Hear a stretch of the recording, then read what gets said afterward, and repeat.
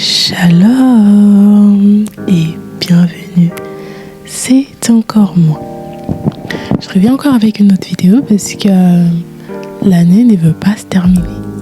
Donc je me suis dit, je vais faire une nouvelle vidéo pour me permettre et peut-être te permettre à toi aussi de se préparer pour cette nouvelle année qui va commencer.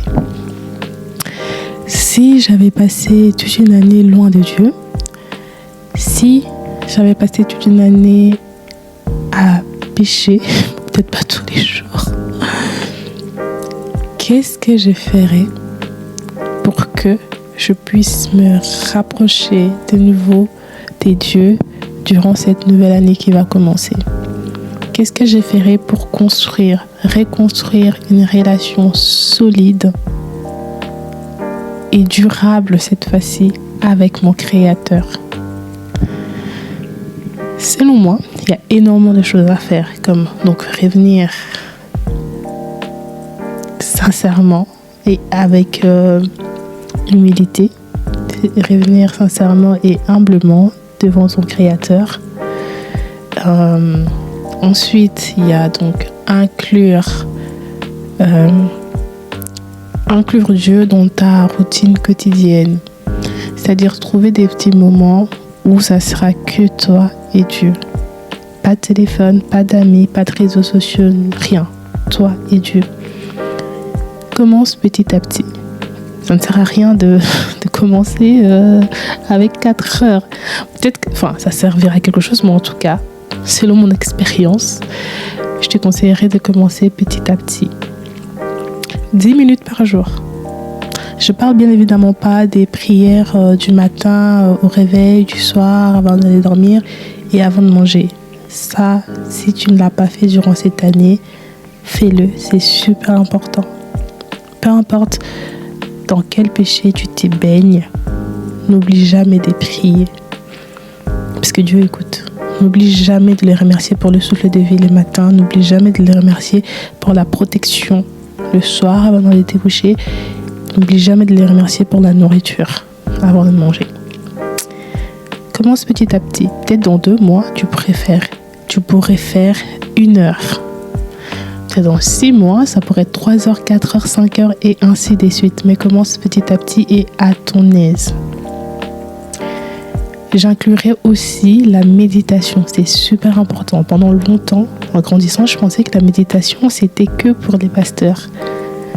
En fait, non, la méditation, c'est pour tout le monde. Petit, vieux, grand, c'est pour tout le monde. Méditer, c'est une bonne chose. Et ça, c'est vraiment quelque chose que j'aimerais reprendre pour cette nouvelle année. Je pourrais peut-être pas, faire une vidéo de comment je fais pour méditer. Mais sinon, il y a des bibles spécialement pour la méditation. Donc on appelle ça des bibles d'études que tu peux trouver sur Amazon ou dans les librairies chrétiennes. Il y a aussi des agendas ou des carnets, des notebooks spécialement conçus pour la méditation. Donc c'est guidé. Ça aussi peut-être que je ferai plus tard. On verra bien comment je me sentirai conduite. Donc ensuite, je ferai tout pour m'entourer des frères et sœurs chrétiens, donc des frères et sœurs dans leur foi. Je dis ça, mais je suis une personne assez solitaire. Mais voilà, c'est super important de s'entourer des personnes qui partagent la même foi que toi, la même foi que moi. Comme ça, au moins, je sais que si on parle, si on a une discussion ou une sortie, je sais que déjà, on va prier avant de manger. Il y aura personne qui sera en mode « Oh, pourquoi tu pries avant de manger ?» Non, ça sera normal. On va ensuite aborder des sujets en rapport avec la foi. Du coup, tout ça, en fait, ça fait partie des choses que je mettrai en place pour me rapprocher du Seigneur, pour reconstruire une relation solide avec mon Créateur. Bien évidemment, il y a beaucoup de choses à faire. Mais ça, c'est des choses que moi, j'aimerais inclure. Et aussi, sans oublier, j'aurais même dû commencer par ça, c'est d'accepter le pardon de Dieu. Accepter que oui, j'ai passé toute une année loin de Dieu, Mais rien n'est jamais loin, n'est jamais assez loin pour Dieu. Rien n'est jamais trop loin. Voilà. Rien n'est jamais trop loin pour Dieu. Peu importe où tu es allé. Peu importe où tu es allé plutôt. Peu importe jusqu'où tu es allé. La main de l'Éternel est longue pour venir t'attraper et te ramener à la bergerie et te ramener à la croix. Donc, accepte le pardon. La dernière fois, j'ai parlé de pardonner, mais c'est super important aussi d'accepter le pardon du Seigneur. D'accepter aussi le pardon des autres quand ils nous demandent pardon. Mais là, ici, le but, c'est d'accepter. Ici, on parle de la relation avec Dieu, donc d'accepter le pardon de Dieu. Ne te laisse pas convaincre par les diables que oui, tu es allé beaucoup trop loin. Oh, Dieu ne t'aime plus, il va jamais te pardonner. Non, c'est faux. Rien ne peut te séparer de l'amour de Dieu. Rien du tout. Aussi longtemps qu'il t'accorde le souffle de vie, c'est une chance qu'il t'accorde d'arranger les choses. Ça sera trop tard une fois que tu ne seras plus sur terre, mais en tout cas, aussi longtemps que tu es sur terre, que tu sois alité ou pas, dis-toi, c'est une autre chance que le Seigneur t'accorde pour arranger les choses. Que ce soit avec tes proches, que ce soit avec tes amis, ta famille, et surtout avec lui. Si tu es en conflit avec lui, comme moi. Voilà, aussi longtemps que tu as le souffle des vies, tu peux toujours revenir à la bergère et tu peux toujours revenir à Dieu. Il a les mains ouvertement, grandement ouvertes pour t'accueillir. Une chose aussi que j'aimerais ajouter dans les choses que je ferais pour me rapprocher de nouveau de Dieu, c'est de détecter, trouver, détecter, trouver la source, l'origine de ce qui a tendance de m'éloigner des dieux. Qu'est-ce qui a tendance de m'éloigner des dieux? Dans la dernière vidéo, j'ai parlé de la rancune. Pour moi, selon moi, il est impossible de porter certains fruits de l'esprit si je porte ces fruits comme la rancune, la haine, la malice et ainsi de suite. Il est juste impossible que je puisse porter de la bienveillance envers une personne pour qui je ressens de la rancune, pour qui j'ai de la rancune, pour qui j'ai la haine ou je suis en colère contre cette personne parce que la personne m'a fait du mal. Il est juste impossible de ressentir de l'amour pour une telle personne. Donc, détecte, trouve, pose-toi la question, quelle est cette chose-là qui a tendance à m'éloigner des dieux? Est-ce que c'est une relation amoureuse ou amicale qui a tendance à m'éloigner des dieux? Est-ce que c'est quand je me fais de nouveaux amis que j'ai tendance à m'éloigner des dieux? Est-ce que c'est quand je rencontre une nouvelle personne, je fréquente une nouvelle personne? Est-ce que c'est ça qui a tendance à m'éloigner des dieux ou pas? Il faut savoir que les autres ne sont pas toujours les sorciers de nos vies. Parfois, c'est nous-mêmes qui sommes les sorciers de leur vie. Ce que j'essaie de dire, c'est que fais attention à qui tu laisses entrer dans ta vie. Je parle de façon avec affinité, de façon intime, comme on dit, c'est mon ami intime, ainsi de suite et tout ça, de façon intime, c'est-à-dire qu'une personne qui est dans ton cercle rapproché, parce que oui, tu peux être au boulot, tu as des collègues, enfin c'est juste des collègues du boulot, ça s'arrête là, mais je parle de ces gens que tu laisses vraiment entrer dans ta vie, avec qui tu peux parler des choses qui te touchent, des choses intimes. Fais attention à ces personnes-là, à toutes les personnes que tu laisses entrer dans ton cercle rapproché. Pourquoi? Parce que ces personnes vont avoir une influence énorme, un impact sur ta vie et vice-versa. En gros, c'est une double flèche. Tu impacteras leur vie, ils vont impacter ta vie également. Et Chaque rencontre qu'on fait laisse une trace indélébile dans notre vie. Et ces traces-là peuvent être positives comme négatives. Tu peux être une bénédiction pour quelqu'un comme tu peux être une malédiction pour quelqu'un. Une personne peut être une bénédiction pour toi comme cette personne peut être aussi une malédiction pour toi. Ce n'est pas parce que tu es chrétien que tu seras toujours une bénédiction pour une personne. Normalement, c'est censé être comme ça. Mais nous sommes des pécheurs sauvés par la grâce.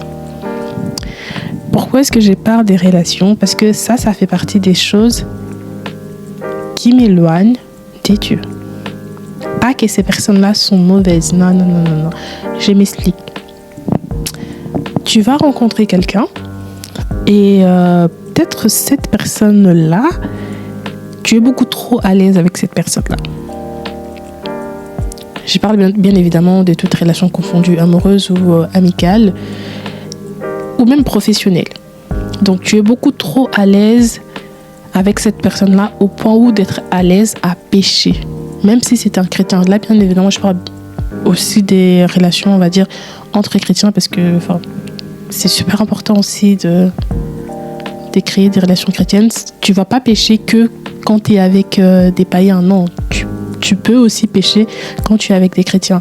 Donc je disais, tu es tellement à l'aise avec cette personne que tu peux pécher et cette personne-là ne t'empêche pas.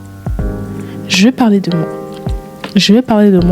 Je suis le genre de personne où je dirais, c'est peut-être pas le mot exact, ok? Mais j'espère que tu vas comprendre où je vais en venir. Je suis le genre de personne qu'on dit politiquement correcte.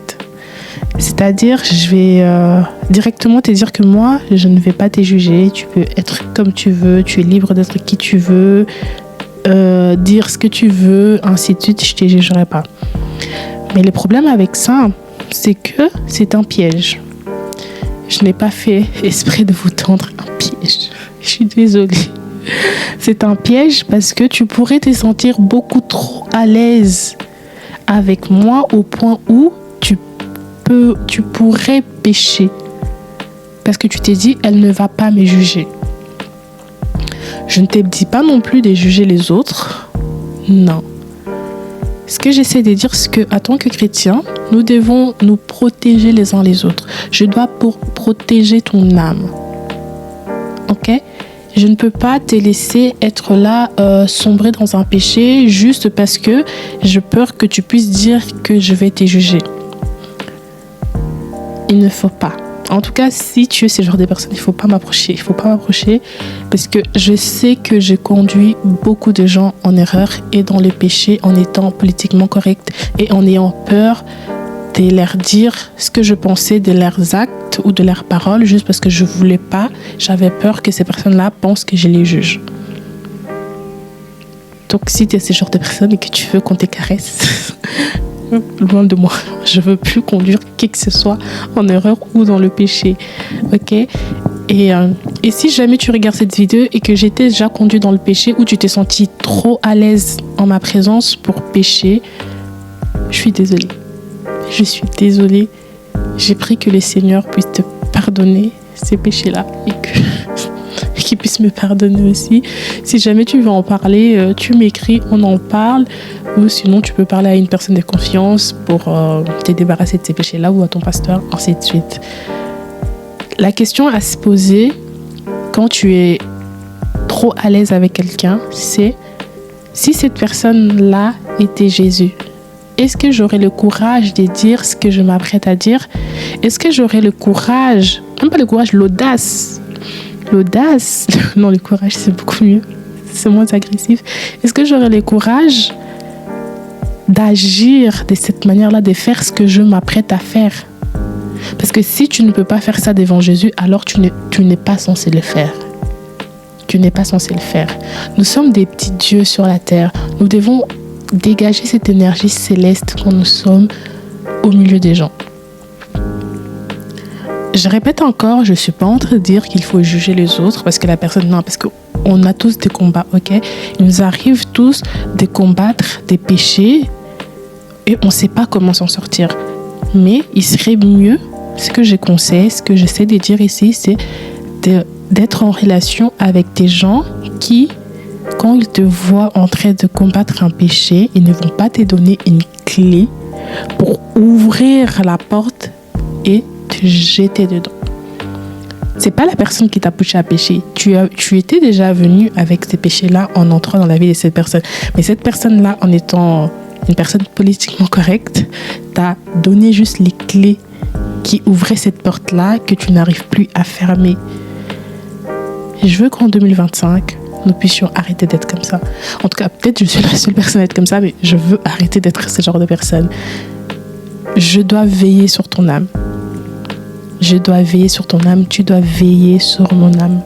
Tu dois veiller sur ma lampe, que ma lampe ne puisse pas s'éteindre. Parce que lorsque l'époux viendra, si ma lampe est éteinte, si je n'ai pas assez d'huile, je vais rester. Et vice-versa pour toi aussi. Alors que moi, si on se connaît, je veux te voir au ciel. Même si on ne se connaît pas, je veux te voir au ciel. Donc, nous devons veiller les uns sur les autres. Ok? C'est pas une compétition. Les ciels, c'est pas une compétition avec... C'est peut-être une compétition avec les diables et tout ça, mais c'est pas une compétition avec les enfants des dieux. C'est pas comme s'il y a des places limitées et que on doit se battre pour que comme ça tu restes et moi je pars parce que il y a pas assez de place pour tout le monde. Non, c'est pas une compétition. Nous devons nous protéger les uns les autres. Nous devons protéger les âmes des uns des autres. J'espère que tu comprends ce que j'essaie de dire. Il faut chercher les fruits de l'esprit, avoir de la bienveillance.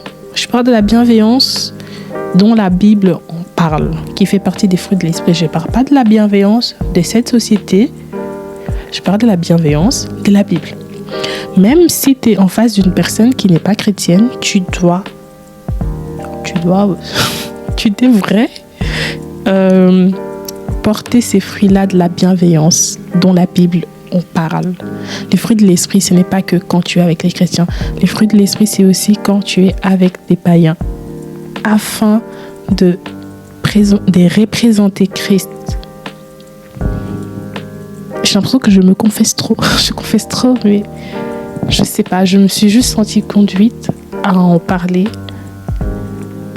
parce que j'ai remarqué ça. Je sais que ça, c'est une des choses qui a tendance à m'éloigner des dieux. Par exemple, je ne veux pas que quelqu'un se sente beaucoup trop à l'aise avec moi au point de commencer à critiquer les autres, à calomnier parce que je peux parler de la sœur Marie ou la sœur Sarah dans le sens oui, elle a fait ceci sans détruire sa réputation, sans détruire son influence, sans parler de façon assez que... Tu vois ce que j'essaie de dire, où tu es en train complètement de tuer la personne, tu prends un couteau et tu es en train de... Non, ça, je veux pas que tu te sentes à l'aise avec moi à ce point-là. Je veux pas que tu te sentes à l'aise avec moi au point où je sais pas, tu prends un couteau et tu tues quelqu'un. Non. Mais tu peux être qui tu veux, qui tu es avec moi. Je ne te jugerai pas si tu as encore des péchés, parce que moi aussi j'en ai. Et si jamais tu veux en parler avec moi, il n'y a pas de souci. Si jamais tu as besoin d'aide pour fermer une porte, il n'y a pas de souci. Je veux bien le faire avec toi. Mais je ne vais jamais et je ne vais plus te donner la clé pour rentrer dans une porte qui va te détruire, qui va détruire ton âme. On peut parler de tout, ok? Mais je ne peux plus te laisser pécher. Je ne peux plus te laisser pécher quand je suis là. Ça, c'est plus possible. Je suis désolée si tu traînes avec moi juste parce que c'est facile de pécher, que tu ne te sens pas jugé. Ça s'arrête là. Tu peux supprimer mon numéro. Non, je rigole.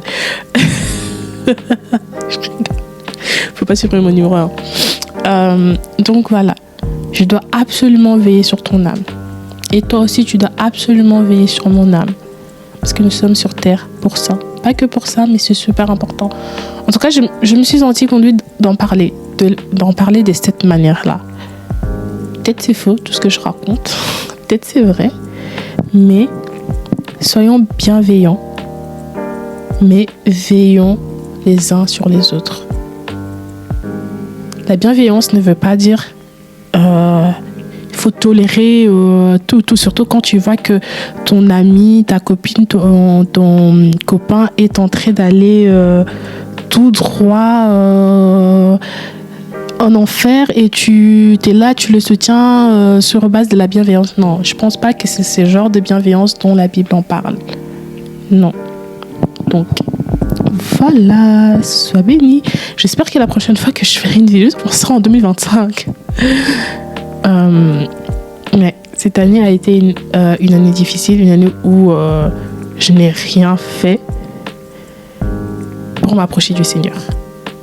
J'ai essayé plusieurs fois, mais ça n'a pas marché parce qu'encore une fois de plus, je suis rentrée dans plusieurs portes où je ne devrais pas, devais pas rentrer.